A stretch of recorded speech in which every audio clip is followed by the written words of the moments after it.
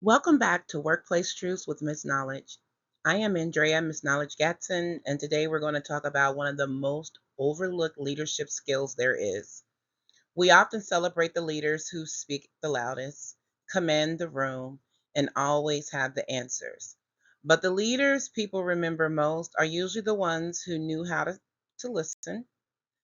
Let's talk about why listening isn't a soft skill, it's a leadership skill. Listening. Some leaders believe they have to dominate every meeting, every conversation, every decision. But leadership isn't measured by how much you say, it's measured by how much people are willing to tell you. If your team feels comfortable sharing ideas, concerns, and different opinions, you've built something far more valuable than authority. You've built trust. Most people listen just long enough to prepare their response. They aren't listening to understand. They're listening to reply. Great leaders slow down, they ask follow up questions, they become curious instead of defensive. Sometimes understanding someone's perspective doesn't mean you agree with them, it simply means you respect them enough to hear them. People remember the leaders who made them feel heard. When employees believe their voice matters, something incredible happens. Engagement increases, creativity increases. The most important though, trust grows. People stop protecting themselves and start contributing. Listening, it isn't passive. It's one of the fastest ways to strengthen a culture. Now let's talk about something else. Interrupting. It may seem small, but it sends a powerful message. It tells people that your thoughts are more important than others.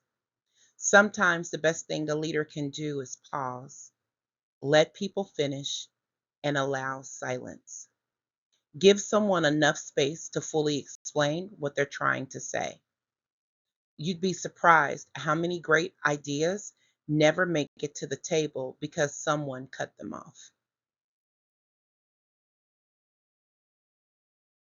The quality of your leadership is often reflected in the quality of your questions. Instead of immediately giving answers, ask your team what they think. Ask what obstacles they're seeing. Ask what they would do differently.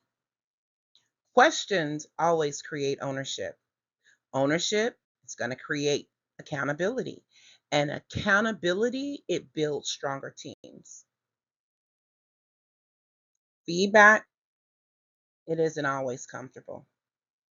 Sometimes it challenges our assumptions. Sometimes it exposes blind spots we didn't know we had.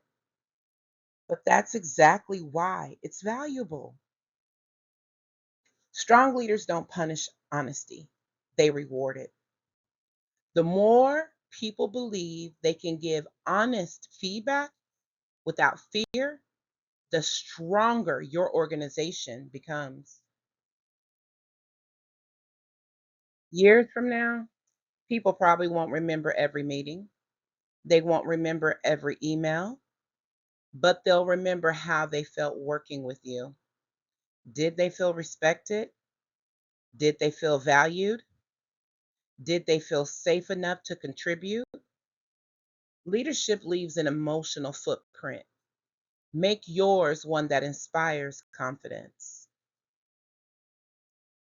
Whether you realize it or not, your team is always watching. They're watching how you react when someone disagrees. They're watching how you respond to mistakes. They're watching whether your actions match your words. Culture isn't created by policies at all. It's created by what leaders consistently model every single day. Notice how I said consistently models every day, not choosing who you model that with. It's consistently happening across the board. The strongest leaders never feel threatened by other people's ideas. Let me say that one more time. The strongest leaders will never feel threatened by other people's ideas. They understand that leadership isn't about having every answer. It's about bringing out the best answers from everyone else. When people feel heard, organizations become smarter, teams become stronger, innovation becomes normal. So we're at the end. If you remember nothing else from today's episode, remember these 5 things. Listen before you speak. Ask better questions. Welcome honest feedback. Create psychological safety and make people feel heard. Leadership isn't about talking more, it's about creating an environment where everyone else can. It. If today's message challenged you, I hope you'll carry one question with you this week. Who on my team needs to feel heard?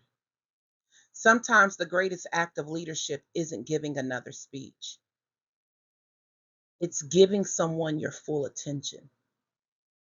If this episode added value to you, subscribe to the channel, share it with another leader, and join me next week for another episode of Workplace Truths with MsKnowledge.